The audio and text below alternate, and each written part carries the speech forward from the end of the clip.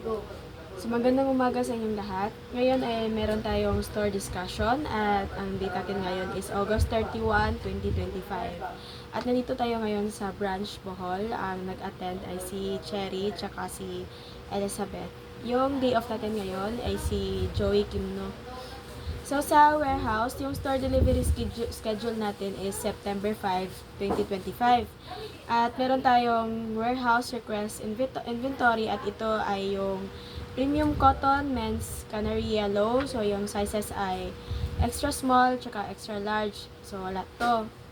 Meron din tayong premium cotton men's tapos, citrus orange, yung sizes ay extra small hanggang double XL, tapos 0 to. Yung, meron din tayo sa, premium cotton, yung fatigue, yung size is medium, so wala din to. Yung premium cotton, yung dark green, yung size is large, so meron tayo dito 4. Yung item allocation, wala. So, dito tayo sa, sa ROM natin, yung save reply.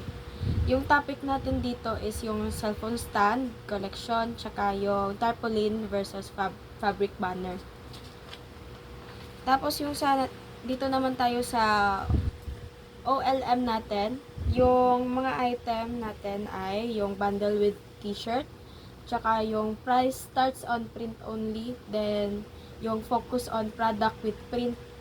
So, sa ads and promos natin, yung new update natin is yung sa brochure natin, yung sa artwork. Tapos, dito tayo sa MIS natin. Yung MIS natin, yung topic natin is BIF. So, sa BIF is mag-additional tayo copy approval link if multiple items lang. Tapos, dito tayo sa HR. Yung date dito is sa September 1. Meron tayong topic dito na basic item. So, 8 yung open slot. Tapos sa August 1 pa rin, yung umbrella, yung topic natin, meron tayong open slot 10. Yung sa dito naman tayo sa September 2, yung topic dito is sublet digitizing. So, ang open slot is 10 din. Yung sa September 2, ang topic dito is Visual 2025. Yung open slot is Siyam. Tapos, dito tayo sa September 3. Ang topic dito is t-shirt printing. Yung open slot natin is 7.